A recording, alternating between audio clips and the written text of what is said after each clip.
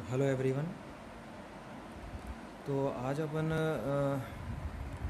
Knowledge representation topic start कर रहे हैं। नॉलेज रिप्रेजेंटेशन टॉपिक से पहले अपना ये फर्स्ट यूनिट का सेकंड पार्ट है।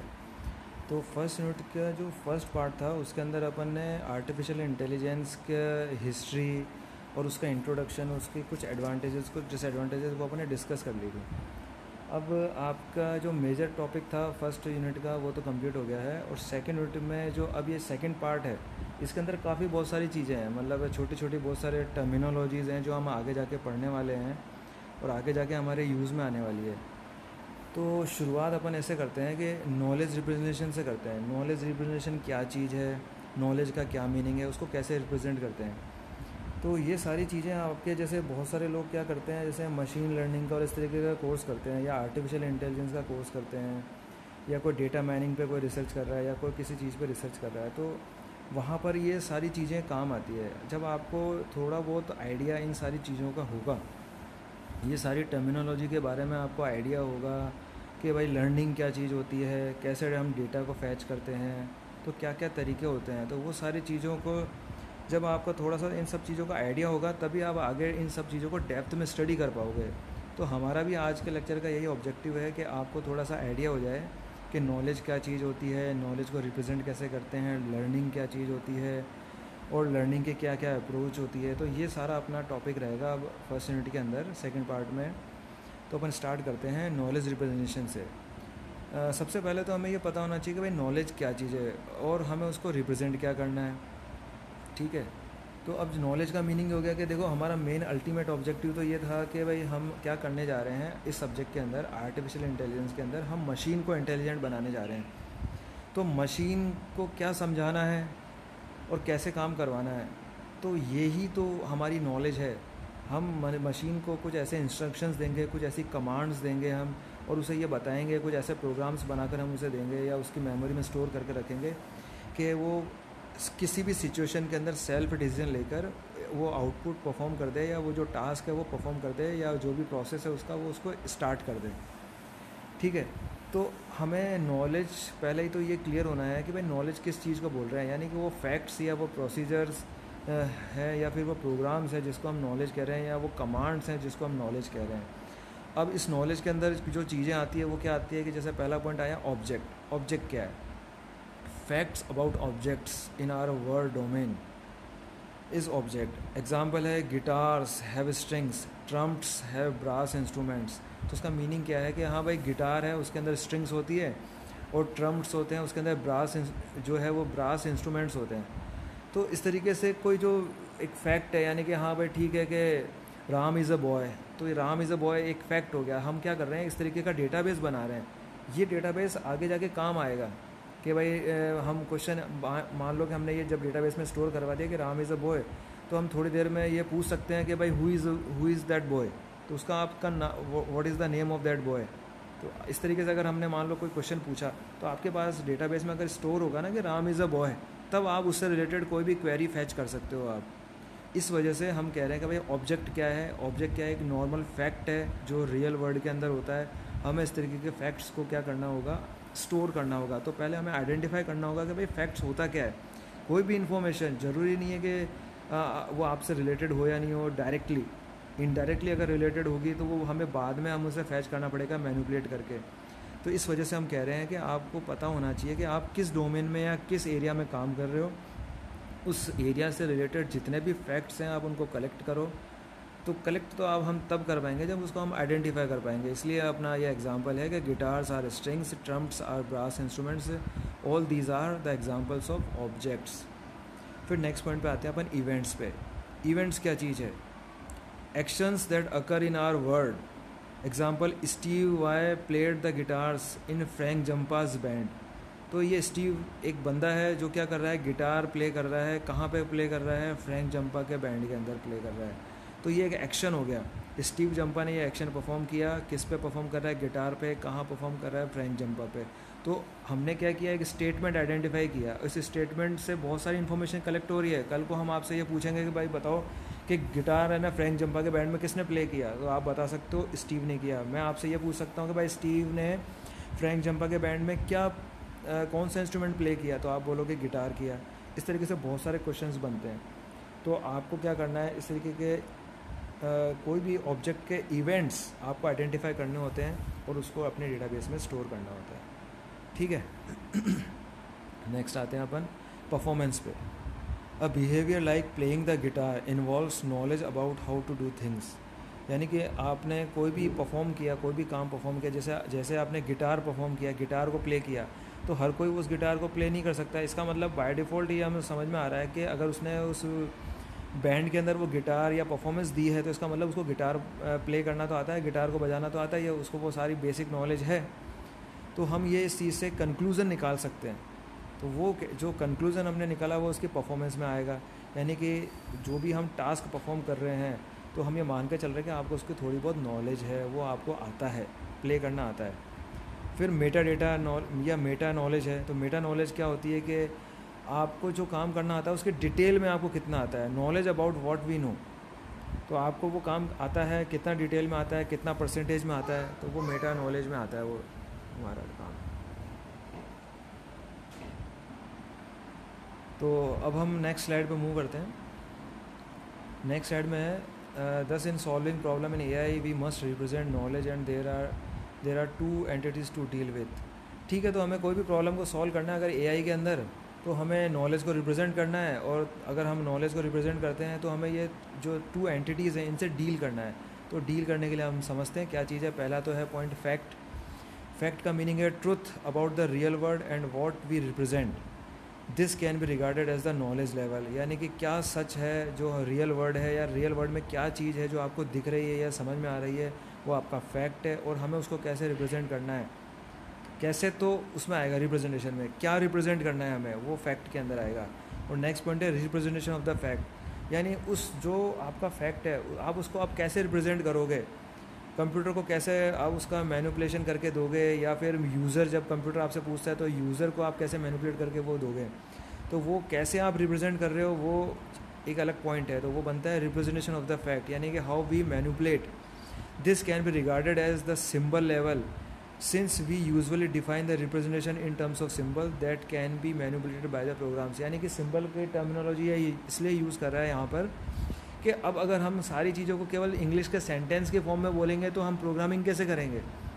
तो हमें क्या करना पड़ेगा, कोई ना कोई मैथमेटिकल मॉडल काम में लेना पड़ेगा, कोई ना कोई सिम्बॉलिकल मेथड काम में लेना पड़ेगा, या कोई आपने कोई चीज़ ऐसे बना रखी, जैसे कि अगर आपको एडिशन करना है तो बार बार हम एडिशन थोड़े ना बोलेंगे, या ऐड थोड़े ना बोलेंगे, हम क्या करेंगे प्लस का सिंबल काम में लेंगे। तो इस वजह से हम कह रहे हैं कि अब अगर आप कोई काम करना है तो आप सिम्बॉलिकल लेवल पे काम करोगे। यानी कि आप बोलोगे कि जब मुझे प्रिंट करना है तो मैं P लिख दूँ, या मुझे स्कैन करना है तो मैं S लिख दूँ, अब मुझे ऐड करना है तो मैं प्लस का साइन बना दूँ। इसलिए हम कह रहे हैं कि अगर अब आपको कोई काम करना है तो सिंबल लेवल पे आप ये काम करोगे, क्योंकि प्रोग्राम तो सिंबल लेवल पे ही बनेंगे। ठीक है, तो आपको मैनिपुलेशन करना आना चाहिए, रियल फैक्ट से डेटा एक्सट्रैक्ट करके आप उसको डेटाबेस में स्टोर करना आना चाहिए आपको, और उसमें क्या क्या आप क्वेरीज़ लगा सकते हो आप, ये आपको आना चाहिए। इसलिए हम कह रहे हैं कि आप किस तरीके से आप अपने डेटा को, फैक्ट्स को रिप्रेजेंट करोगे। तो ये दो एंटिटीज़ से अगर आपने डील कर लिया तो आप अपनी प्रॉब्लम को सॉल्व कर सकते हो। नेक्स्ट स्लाइड पे आते हैं अपन। We can structure these entities at two levels, first is knowledge level and the second one is symbol level. तो ये तो वही बात है कि पहला पॉइंट है कि आपके फैक्ट्स आपके पास होने चाहिए, आप उसको डिस्क्रिप्शन आपके पास होना चाहिए, आप उसको कैसे डिस्क्राइब करोगे। और फिर सिंबल लेवल पे कि आप उनको कैसे मैनिपुलेट करोगे सिंबल लेवल पे, और कैसे आप उन चीज़ों का प्रोग्राम बना पाओगे। तो ये तो सिंपल सी चीज़ है। नेक्स्ट स्लाइड पे आते हैं अपन।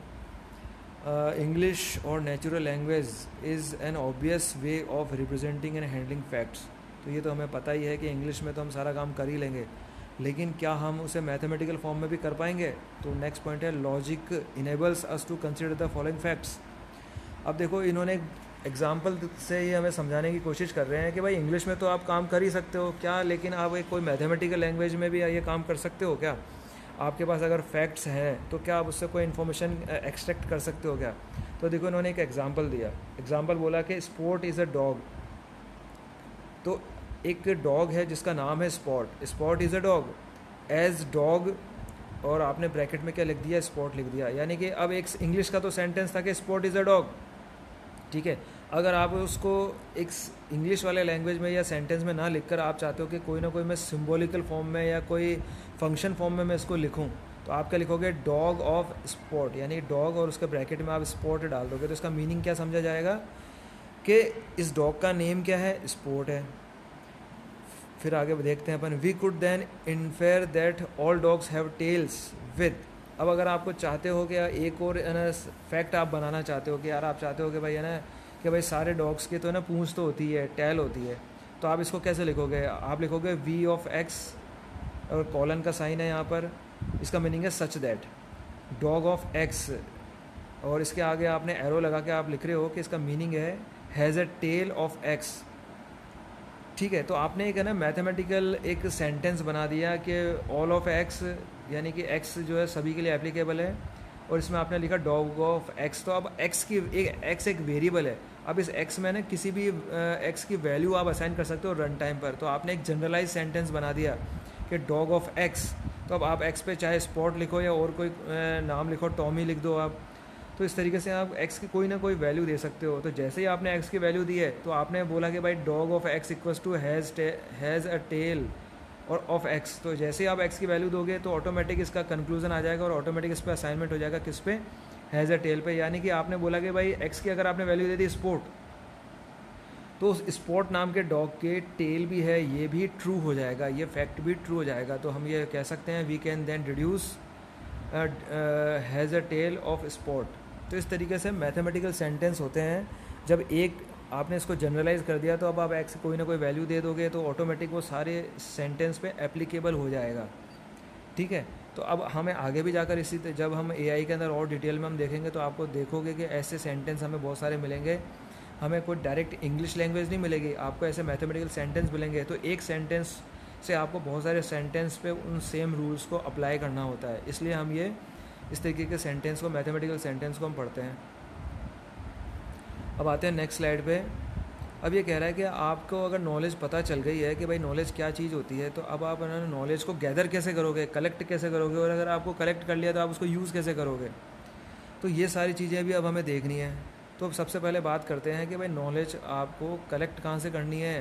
तो पहला पॉइंट इसमें लिखा हुआ है लर्निंग। यानी लर्निंग का मीनिंग होता है acquiring knowledge. This is more than simply adding new facts to a knowledge database. यानी आपको लर्न करना है नॉलेज, क्योंकि आप तो इंसान हो, चलो आप तो है ना अपने एक्सपीरियंस से लर्न करोगे, लेकिन मशीन को भी तो आपको लर्न करवाना है। तो मशीन को लर्न करवाने के लिए आपके पास में क्या क्या मेथड्स हैं। क्या आप हर एक चीज़ उसको डायरेक्ट उसके फीड करोगे, या आप उसको कुछ इस तरीके से इंस्ट्रक्शंस दोगे कि वो अपने आप ही एनवायरनमेंट में जज कर ले और उस एनवायरनमेंट के बेसिस पे अपने आप है ना वो अपना सॉल्यूशन खुद बना ले और खुद उसको वर्क करे या उस पर इम्प्लीमेंटेशन चालू कर दे।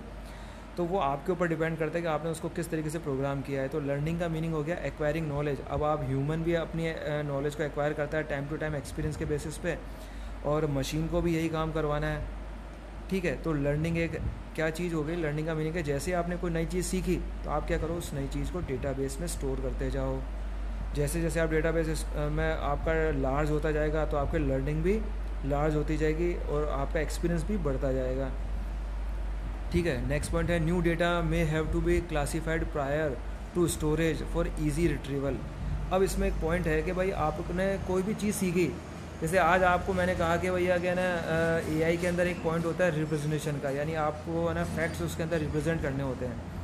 अब अगर ये वाली इन्फॉर्मेशन आप एज इट इज़ ये सेंटेंस है ना डेटाबेस में तो स्टोर नहीं करोगे, तो आप क्या करोगे, इसको लॉजिकल वे में, टोकन्स में, हम ये भी कह सकते हैं कि लॉजिकल वे में या टोकन्स में आप इस सेंटेंस को तोड़ोगे और उन टोकन्स को या उस एक्सट्रैक्टेड इन्फॉर्मेशन को ही आप डेटाबेस में स्टोर करोगे। सारी चीज़ें थोड़े ना स्टोर करोगे, एज इट इज़ सेंटेंस थोड़े ना स्टोर करना है हमें तो टोकन्स में या कोई यूज़फुल जो कीवर्ड्स हैं उस सेंटेंस के, उसमें उसको तोड़ना है और उसको उन कीवर्ड्स को आप क्या करोगे, उसके अंदर स्टोर करोगे डेटाबेस के अंदर। तो ये कह रहा है कि भैया आप है ना डायरेक्ट सेंटेंस स्टोर मत करो। डायरेक्ट सेंटेंस स्टोर करने से तो दिक्कत आएगी। जब आप रिट्रीवल करोगे या जब आप सर्चिंग परफॉर्म करोगे तो कैसे सर्चिंग होगी, तो वो तो कीवर्ड से सर्चिंग होती है उस समय। तो आप पहले ही अपने सेंटेंस को या जो आपने लर्निंग करके जो इन्फॉर्मेशन कलेक्ट की है उसको आप पहले कीवर्ड्स में तोड़ो और फिर उसको डेटाबेस में स्टोर करो, ताकि आपका बाद में रिट्रीवल आसान हो जाए। तो आप पहले ही अपने जो सेंटेंस है या जो नॉलेज है उसको क्लासीफाई करो और उसके बेसिस पे डेटाबेस के अंदर स्टोर करो। और डुप्लीकेशन शुड बी अवॉइडेड। आप डुप्लीकेसी आपकी अगर आ रही है, बार बार आप सेम ही इन्फॉर्मेशन कलेक्ट कर रहे हो, तो आप उसको आइडेंटिफाई करो कि क्या आपने सेम ही इन्फॉर्मेशन बार बार कलेक्ट की है क्या, और अगर सेम इन्फॉर्मेशन कलेक्ट की है आपने तो उसको अवॉइड करो, डेटाबेस में स्टोर नहीं करना है हमें उसे। ठीक है, अब नेक्स्ट पॉइंट आता है रीजनिंग। रीजनिंग क्या चीज़ होती है? Infer the facts from the existing data. यानी देखो सीधी सीधी बात है कि एक तो होती है लर्निंग, एक होती है रीजनिंग। लर्निंग में तो क्या होता है, जो चीज़ हमें समझ में आई, जो हमने पढ़ा, उसको एज इट इज़ उसको क्लासीफाई करके डेटाबेस में स्टोर करना तो लर्निंग होता है। यानी कि जैसे जैसे हम आगे बढ़ते जाएंगे, रोज़ हम कुछ ना कुछ नई चीज़ सीखते हैं, तो वो तो हो गई लर्निंग।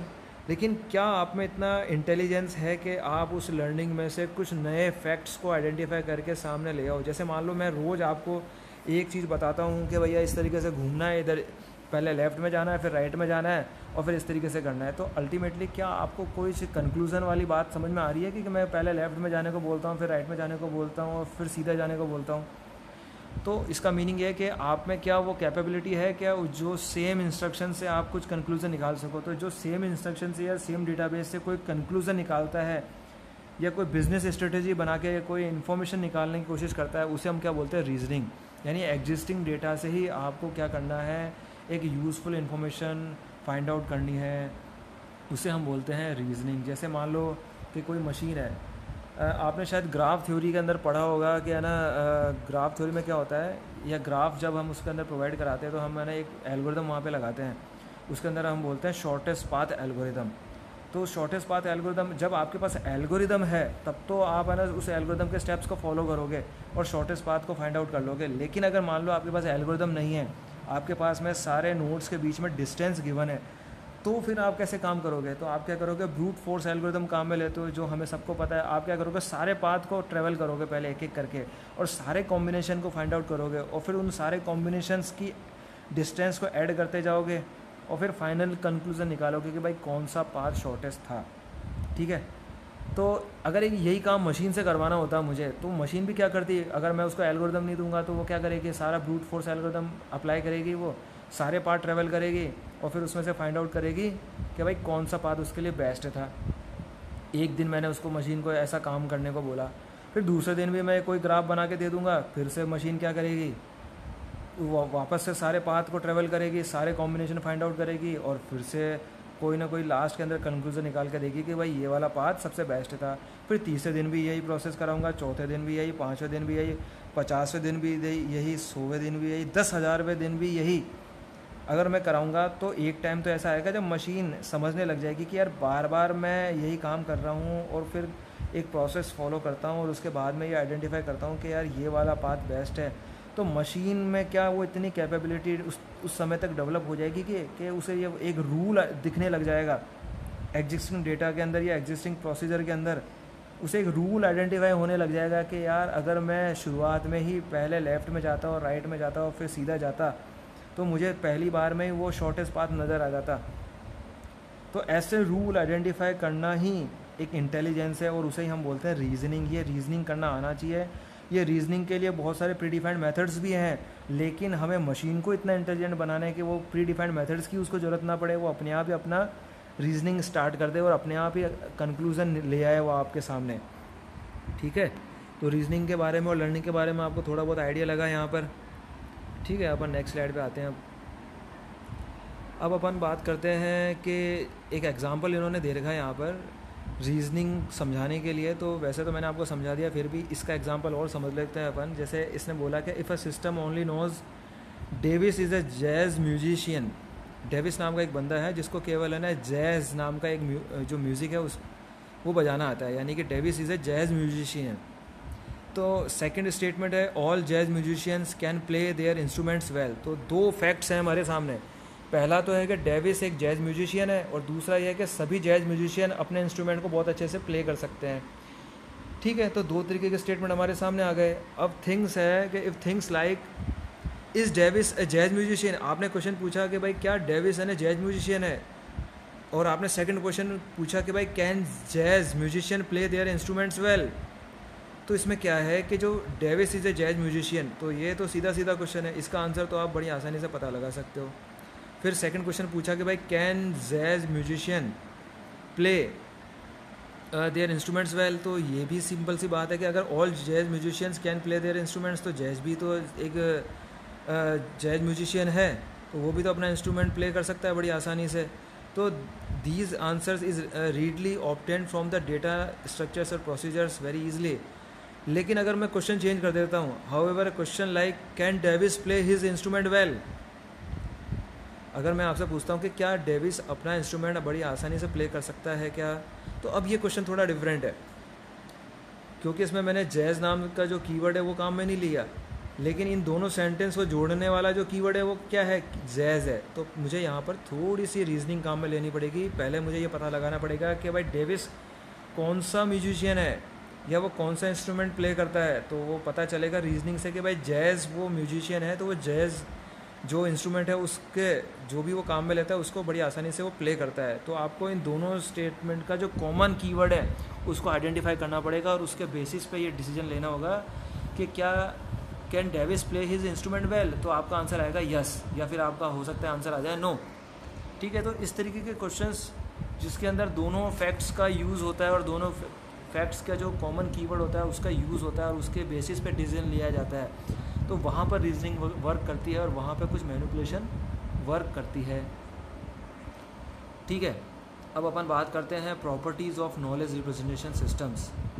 अब देखो, नॉलेज रिप्रेजेंटेशन सिस्टम की एक कुछ जो 4 मेन प्रॉपर्टीज़ हैं, इसके बारे में मैं डिस्कस करूँगा, लेकिन उससे पहले मैं आपको बताता हूँ कि देखो इसका लास्ट स्टेटमेंट ये है कि up to date no single system optimize all of the above.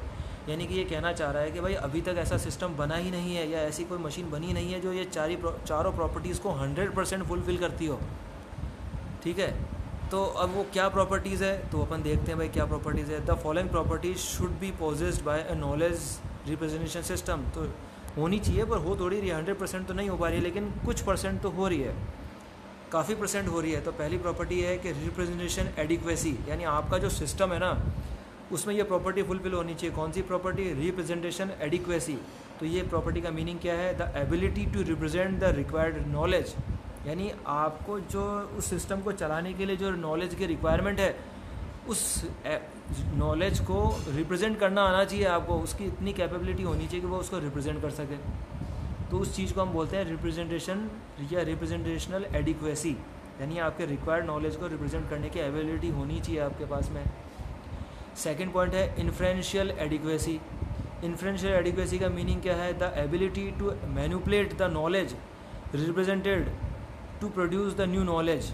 अब इसका मीनिंग क्या है, इसका मीनिंग है कि भाई आपके पास में जो पहले से नॉलेज है या जो कोई नई नॉलेज है, तो उसमें से एग्जिस्टिंग डेटा में से आप कोई मैनिपुलेशन करके कोई नई नॉलेज रिप्रेजेंट कर सकते हो क्या, वो एबिलिटी है क्या आपके पास में. यानी मैनिपुलेशन वाली बात कर रहे हैं हम, अगर मैनिपुलेशन वाली पावर आपके पास में है तो हम बोलेंगे इन्फ्रेंशियल एडिक्वेसी. ठीक है, फिर बात करते हैं थर्ड पॉइंट पे, इन्फ्रेंशियल एफिशिएंसी. यानी आपने कोई नई नॉलेज, यानी एग्जिस्टिंग डेटा में से आपने कोई नई नॉलेज, नया कुछ फैक्ट तो निकाल लिया, लेकिन उस नए फैक्ट को क्या आप अपने नए सिस्टम पे या एग्जिस्टिंग सिस्टम पे इम्प्लीमेंट कर सकते हो क्या. अगर आप इम्प्लीमेंट भी कर सकते हो तो हम बोलेंगे इन्फ्रेंशियल एफिशिएंसी, यानी the ability to direct the inferential mechanism into the most productive directions by the storing appropriate guides. इस स्टेटमेंट का मीनिंग यही है कि आपके ने अगर कोई नई फैक्ट आपने आइडेंटिफाई किया है तो क्या आप अपने एग्जिस्टिंग सिस्टम के अंदर उसको अप्लाई कर सकते हो या कोई नए सिस्टम डेवलप कर सकते हो क्या आप, तो उसे हम बोलते हैं इन्फ्रेंशियल एफिशिएंसी. फिर आते हैं अपन फोर्थ पॉइंट पे,